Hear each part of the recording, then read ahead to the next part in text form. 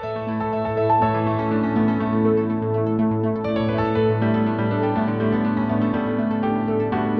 friends, welcome back to the Journal Feed. My name is Nick Zelt, and this is the only place to get spoon-fed the latest and greatest of emergency medicine. Here we're trying to make keeping up with the literature as easy as possible, and so we're spoon-feeding you some of the latest research. Quick, let's take a look ahead at everything that we'll be covering from this week. Only 4 articles this week, because apparently in the United States they have this Thanksgiving thing, which is a lot later than when I had it up in Canada, because I had it like a month ago. Anyways, you guys do it late, no sweat. First off, in vomiting children, how often is it just a virus? Then, trying to be a little bit more sure your patient doesn't have Cauda Equina. Third, a full MRI is hard to do in kids, but what about a fast MRI for working up kids with headaches? And then the last article from this week will be, yet again, is there any point to giving lots of Ketorolac? This is the audio version of the past week summaries, which this week were brought to you by the lively Rachel Jennings, Carmen Wolf, and Clay Smith. Now then, the first article titled, Microbial Etiologies and Clinical Characteristics of Children Seeking Emergency Department Care Due to Vomiting in the Absence of Diarrhea, out of the Journal of Clinical Infectious Diseases. A favored diagnosis for isolated vomiting in children, as well as in adults, is acute gastroenteritis, which leaves us telling patients that despite the mid-mild exorcism-type state that their child is currently in, they need not worry because it's just a virus, which I'm really trying to scrub from my vocabulary after a global pandemic was caused by just a virus. So that saying doesn't really hold much water anymore. Isolated vomiting is a presentation that could be other stuff, though. It could be a raised ICP, it could be a UTI. How often is it actually just a virus? This trial was a retrospective study of about 2,700 children from 2 Canadian emergency departments with symptoms of vomiting and/or diarrhea, which also received molecular testing of their stools or by rectal swab if there was no diarrhea. The group most likely to be positive for an enteropathogen were those with vomiting and diarrhea, from which 81% tested positive for a virus. If the children had isolated vomiting or isolated diarrhea, then they tested positive just over half of the time. Norovirus was the most common culprit for isolated vomiting. If the child had isolated vomiting, then it was more likely that they received additional testing as well, like a urine analysis or imaging. And this honestly was appropriate, because in this group, the isolated vomiting group, they were the most likely to have an alternative diagnosis that was actionable. And they found those in 6% of these children. The most common was a UTI. In a spoonful, if you tell the parents of a child with isolated vomiting that it's just a virus, then you'll be right at least half the time. Although with isolated vomiting, there is a 6% chance that they have an alternative diagnosis that you could act upon. The most common is going to be a UTI. Then the second article titled Determination of Potential Risk Characteristics for Cauda Equina Compression in Emergency Department Patients Presenting with Atraumatic Back Pain, a 4-year retrospective cohort analysis within a tertiary referral neurosciences center out of the Journal of Emergency Medicine. Much to many patients' misunderstanding, coming to the emergency department is not really about figuring out what you have, but rather what you don't have, which is why we love to talk about red flags.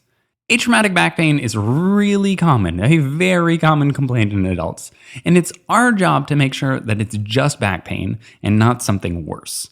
The worst thing that we usually want to rule out as quickly as possible is Cauda Equina syndrome. We also want to identify that quickly, since if it goes on longer and longer, then the outcomes are worse and worse. Much of the classical signs, honestly like all classical signs, are not usually present.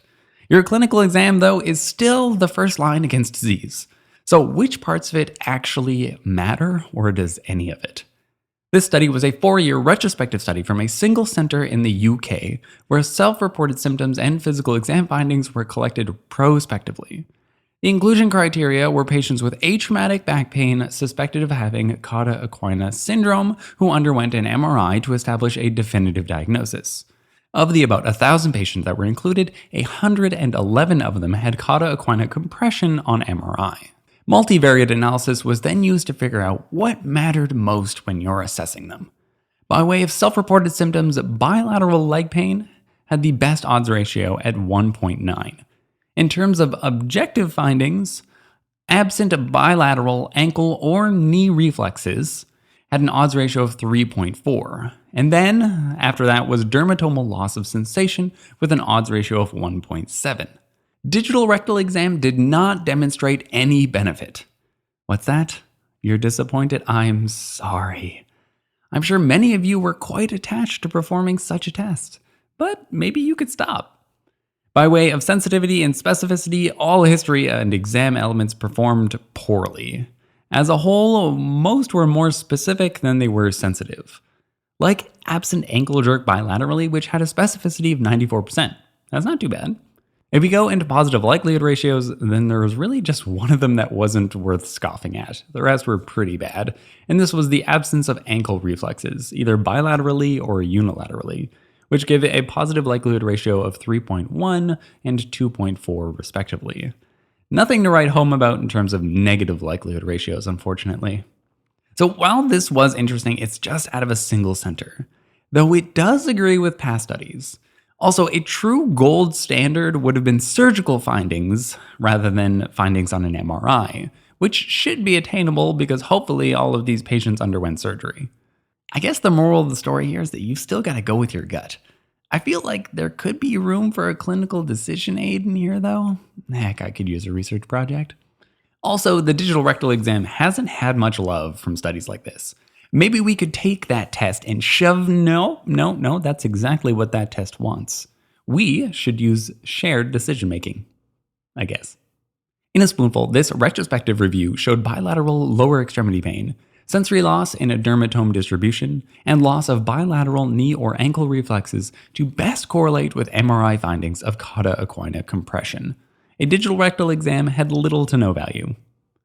And then we have the third article, which was titled The Use of Rapid Sequence Magnetic Resonance Imaging of the Brain as a Screening Tool for the Detection of Gross Intracranial Pathology in Children Presenting to the Emergency Department with a Chief Complaint of Persistent or Recurrent Headaches, out of the Journal of Pediatric Emergency Care.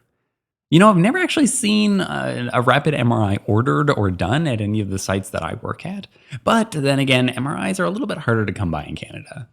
So either way, I'm interested. Rapid MRIs can be used for screening assessments for some conditions. They're still quick like CTs, and they save on radiation, but they don't have that sedation that's needed for most children when they undergo a full MRI.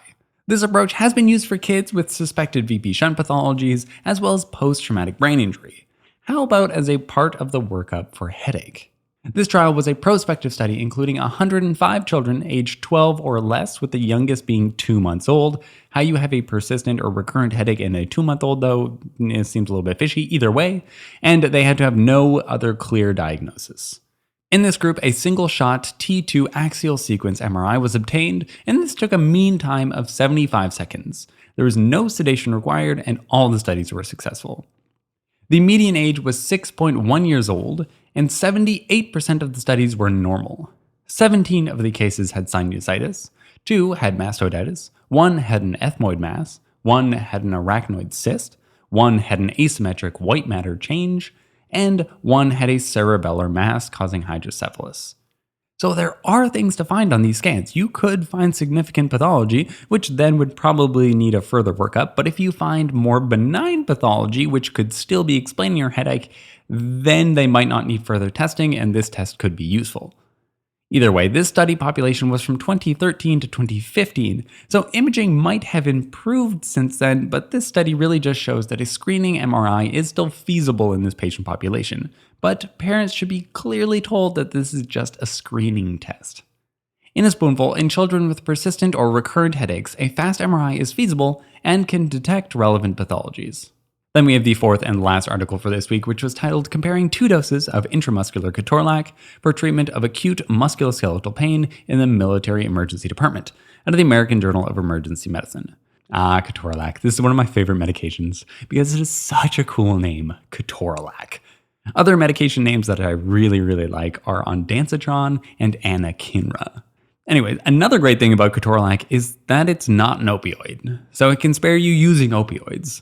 And we've talked about the dosing of Ketorolac several times in the podcast before, mostly to say that higher doses aren't better doses. Those trials, though, were using IV Ketorolac. What about intramuscular dosing? This was a single-blinded non-inferiority trial of 110 adults with acute MSK pain who were randomized to either 15 milligrams or 60 milligrams of intramuscular Ketorolac. The primary outcome was pain on a 100 millimeter visual analog scale measured at 60 minutes. At this time point, the 15 milligram group had a decrease in pain of 29.7 points, versus the 60 milligram group, which had a decrease of 29.9 points. Clearly, this was not significant. Again, though, just like the other trials, what about the duration of pain control? Ketorolac is principally renally cleared from the body, has little distribution outside the vascular system, and has a half-life of 5 to 6 hours. If I have to dose my Ketorolac more often because I'm using a lower dose, then am I being that helpful? I just want a little bit further out. Ketorolac can be dosed every 4 to 6 hours, so let's just go out to every 4 to 6 hours, see how our pain lasts over that time period. Anyways, in a spoonful, Ketorolac continues to seem to have a dose effect ceiling. That's also true of giving it intramuscularly. 15 milligrams is non-inferior to 60 milligrams. All right, y'all know I love the wrap up. Let's wrap up. First off, believe it or not, children with isolated vomiting have a viral cause which can be proven to be viral about a little over half the time. Though in children with isolated vomiting, there's a 6% chance that they have another diagnosis which is actionable. That most common actionable diagnosis was a urinary tract infection. Second, the highest yield features of history and exam for Cauda Equina syndrome, as seen in this retrospective study, were bilateral lower extremity pain, sensory loss in a dermatome, and loss of bilateral ankle or knee reflexes. The digital rectal exam was of little to no value. Third, a fast MRI for children with persistent headaches could be useful, and this study showed that it can be done successfully. 16% of the studies showed sinusitis in these children, and one study showed an intracranial mass. And then from the fourth article, Ketorolac 15 milligrams intramuscularly is no less effective at 1 hour pain control than 60 milligrams. Now then, you've earned them. We offer them CME credits provided through a partnership with Hippo Education. Details for that are at our website at journalfeed.org, where at the very same place you can find the links to all the articles that we've summarized. And if you haven't already, you can subscribe to our newsletter and get daily spoon feeds through your email.